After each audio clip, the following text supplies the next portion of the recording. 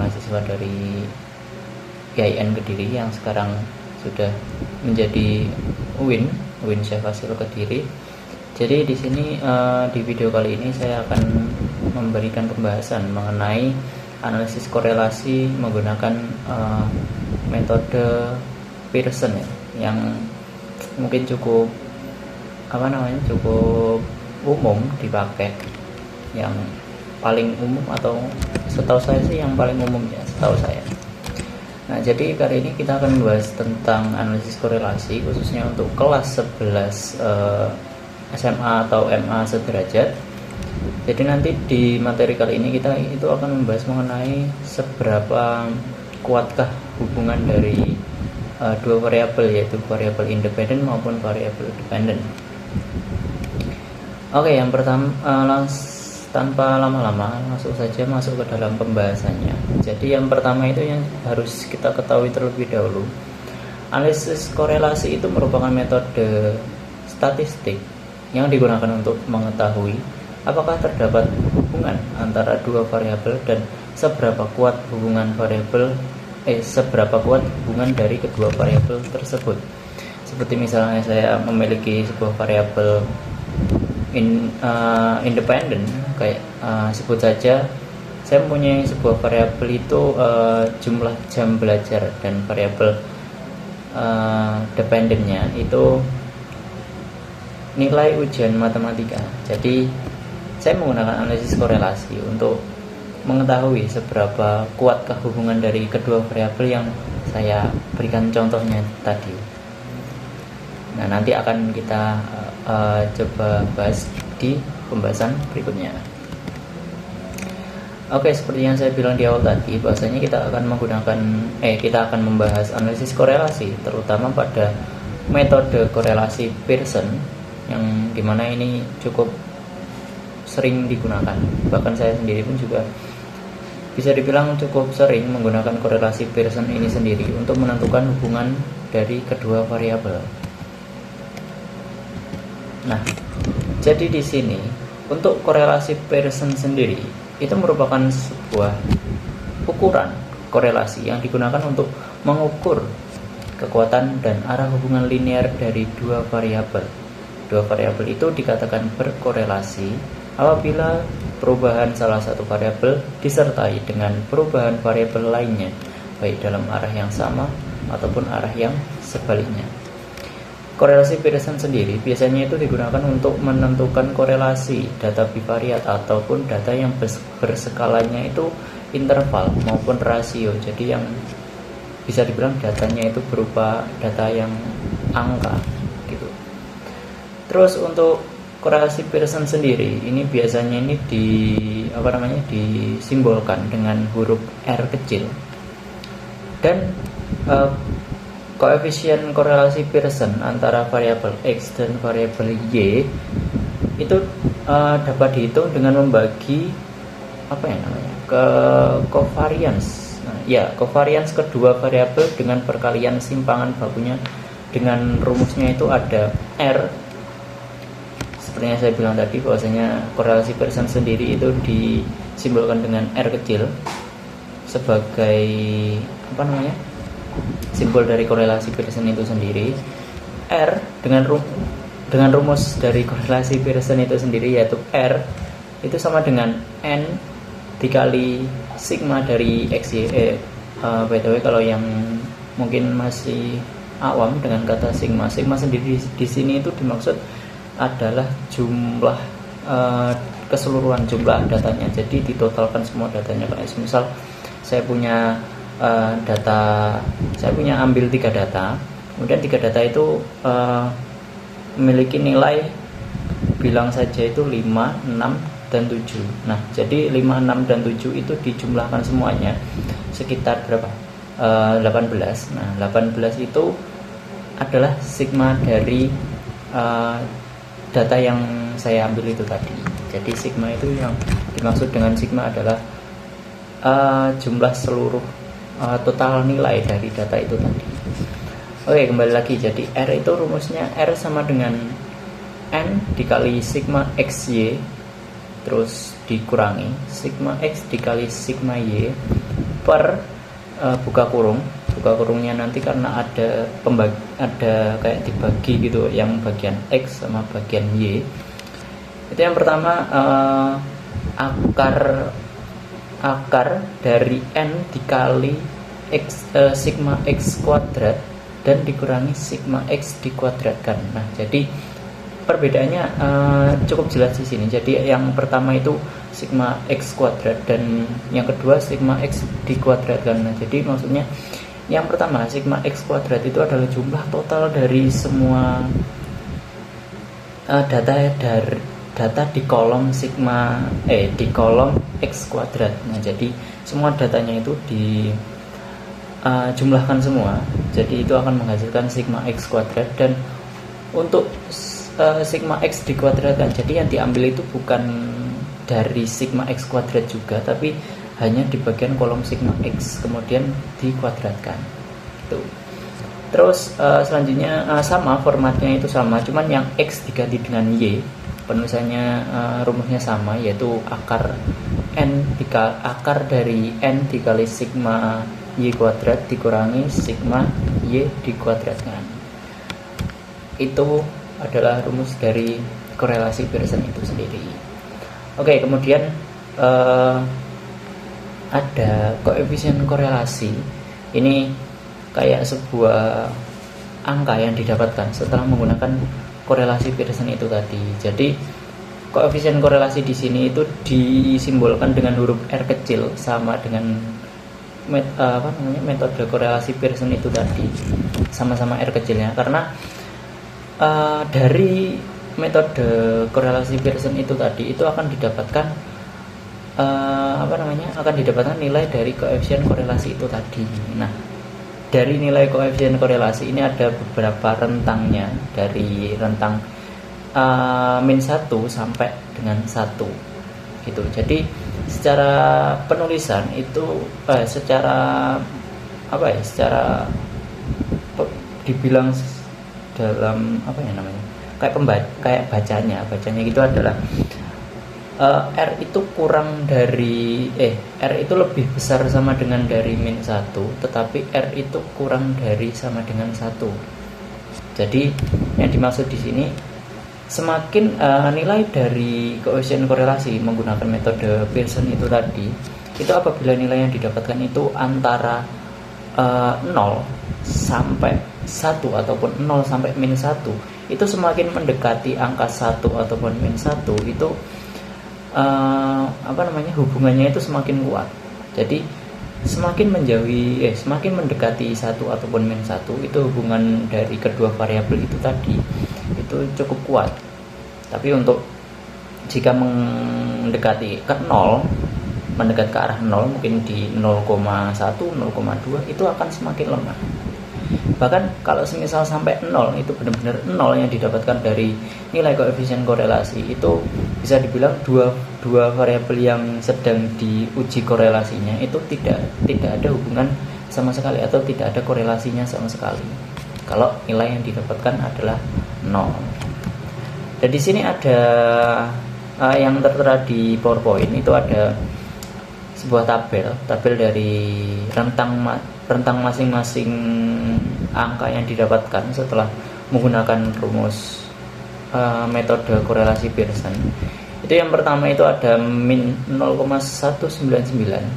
KK itu nilai koefisien korelasi, atau R, kita bilangnya R saja biar lebih mudah. Dari -0,199,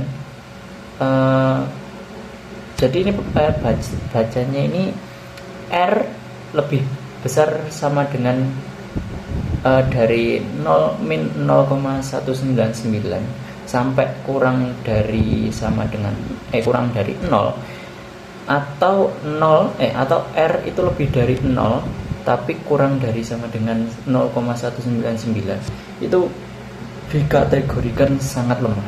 Karena seperti yang saya bilang tadi, bahwasanya semakin mendekati 0 itu semakin lemah, ataupun hampir tidak ada korelasinya sama sekali. Kemudian yang kedua, rentangnya -0,399 sampai -0,2 ataupun 0,2 sampai 0,399, itu rentangnya lemah, begitupun juga seterusnya sampai 1, -1 atau 1 itu kategorinya sempurna. Seperti yang saya bilang tadi, bahwasanya semakin mendekati angka 1, maka korelasi yang dihasilkan dari kedua variabel tersebut itu mendekati sempurna. Oke, setelah koefisien korelasi, kita masuk lagi ke submateri yang ketiga. Tadi submateri yang kedua, yang pertama itu adalah analisis korelasi itu sendiri. Terus yang kedua metode Pearson, atau bisa dibilang koefisien korelasi juga karena sama-sama. Kemudian yang ketiga ini yaitu koefisien determinasi. Jadi untuk koefisien determinasi ini adalah perhitungan di mana akan menunjukkan besarnya secara, bisa dibilang itu kayak secara apa ya, secara presentase. Biasanya penulisannya itu dalam bentuk presentase untuk nilai determinasinya nanti. Jadi nilai determinasi sendiri itu disimbolkan dengan huruf R. R juga sama-sama R, cuman tadi yang koefisien korelasi itu R kecil, tapi yang koefisien determinasi itu R besar. Dan untuk nilai dari koefisien nilai dari determinasi itu sendiri itu didapatkan dari jumlah kuadrat dari nilai koefisien korelasi atau R kecil tadi itu dikalikan dengan 100%. Kenapa kok dikalikan dengan 100%? Karena yang saya bilang tadi bahwasanya penulisan nilai determinasi itu kebanyakan itu menggunakan persenan, karena menunjukkan seberapa besar persentase dari hubungan kedua variabel itu tadi itu. Jadi saya ulang lagi, rumus dari nilai determinasi itu adalah nilai kuadrat dari nilai koefisien korelasi atau nilai dari R kecil itu dikalikan dengan 100%. Gitu. Nah, oke, mungkin itu saja pembahasan mengenai materinya. Kita langsung melanjutkan ke contoh soal. Di sini saya sudah menyiapkan contoh soal. Ini ada saya memiliki dua variabel di sini, yaitu variabel bebas dan variabel terikat, variabel independen dan juga variabel dependen. Variabel independennya yaitu lama latihan dan variabel dependennya itu waktu berlari. Jadi saya akan mencari tahu apakah dari kedua variabel ini ada hubungannya atau tidak gitu. Oke, jadi langkah yang pertama kita buat tabel seperti yang ada di PowerPoint. Ini ada sebuah tabel. Tabel ini ada kolom nama, ada kolom nama itu mungkin bebas mau dimasukkan atau tidak, tapi kalau saya sih biasanya sih saya masukkan, karena itu kalau misal di terdapat di dalam sebuah soal itu saya masukkan, walaupun itu mungkin bisa dibilang agak tidak berguna ya. Oke, jadi ada kolom nama, kemudian ada kolom X, Y, dan XY beserta X kuadrat dan Y kuadrat.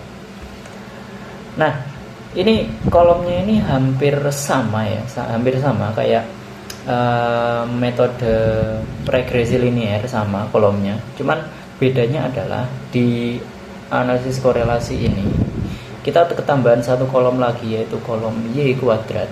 Sementara di materi regresi linear itu kolomnya itu sampai di X kuadrat saja, tidak ada Y kuadratnya gitu.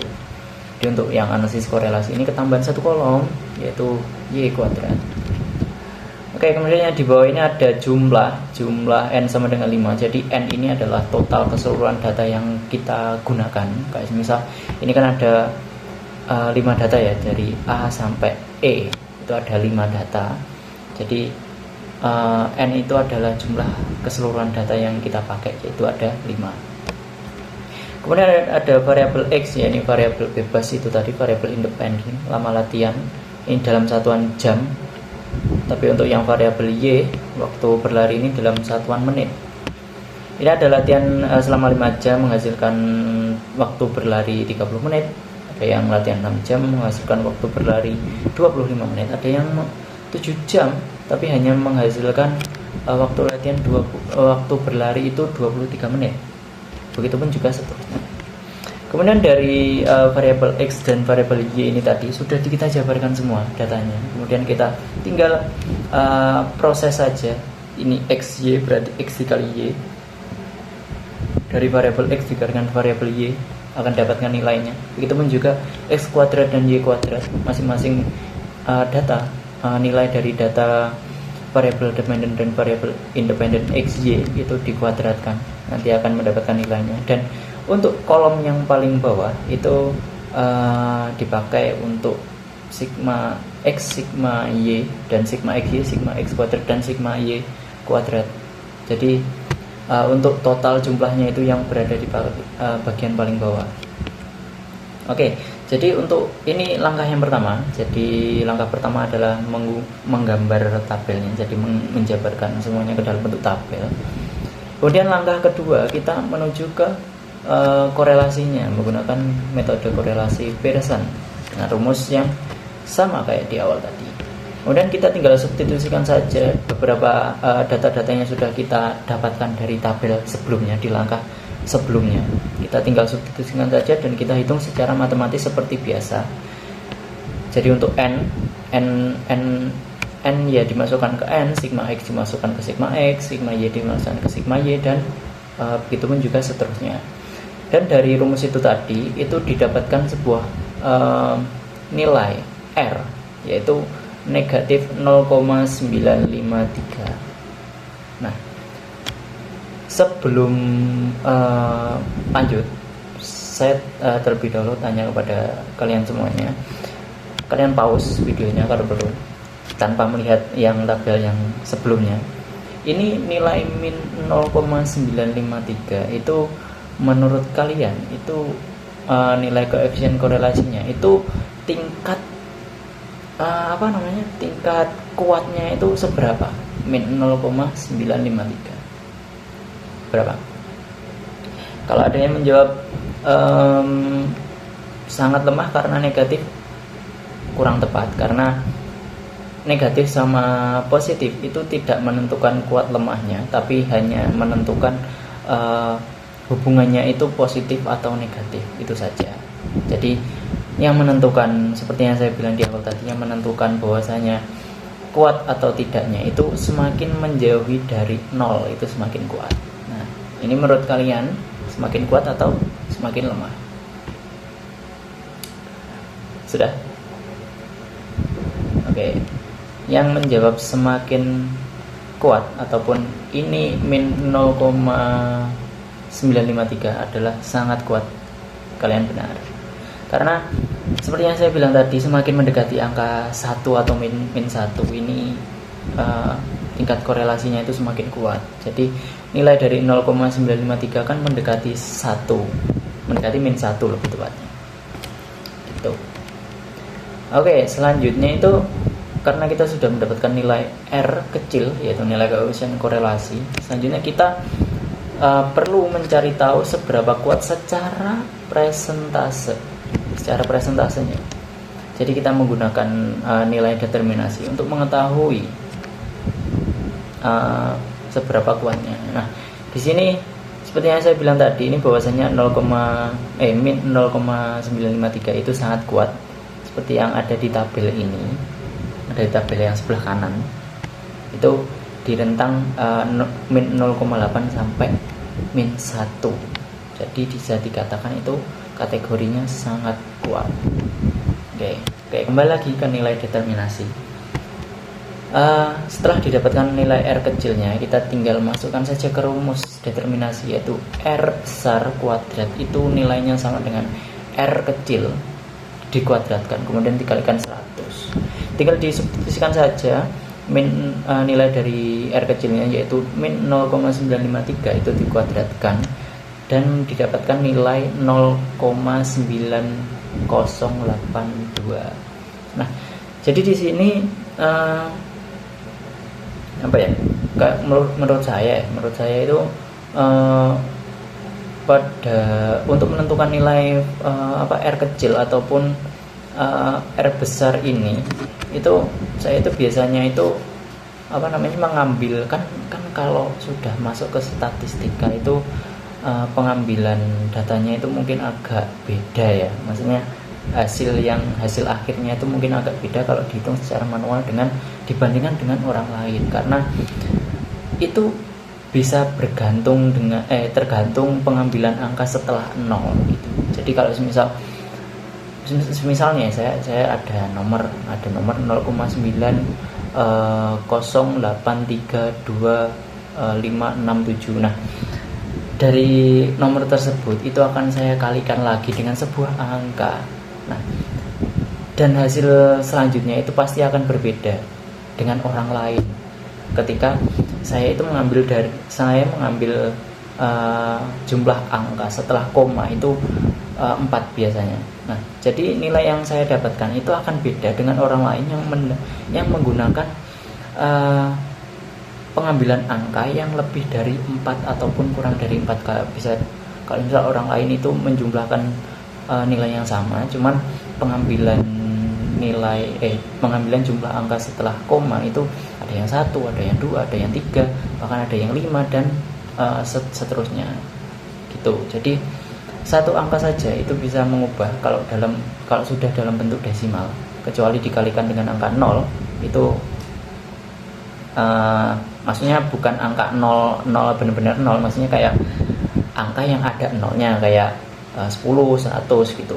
Kan itu kan akan menghilangkan komanya, itu lebih maju ke depan satu langkah gitu setiap 1 0 yang dikalikan gitu. Bukan 0 benar-benar 0 ya, kalau dikalikan 0 ya hasilnya 0 dong. Kan apapun nilai yang dikalikan dengan 0 adalah hasilnya 0. Oke, kembali lagi. Jadi seperti yang saya bilang tadi, bahwasanya pengambilan angka itu 4 angka setelah koma. Nanti semisal ada yang bertanya, Mas itu kok yang nilai error kecil sebelumnya itu nilainya 3 angka saja setelah koma, yaitu 0,953. Kan 3 angka bukan 4 angka, pasti di belakang 3 itu ada angka lagi ya. Ya, untuk kalian yang berpikir seperti itu karena ya wajar, karena saya tidak tunjukkan angka realnya berapa. Tapi kenapa saya ambil 3? Karena angka yang belakangnya itu juga ada nolnya gitu, ada nolnya. Jadi saya masukkan yang 3 angka aja gitu. Ya tetap saya itu biasanya mengambil 4 angka.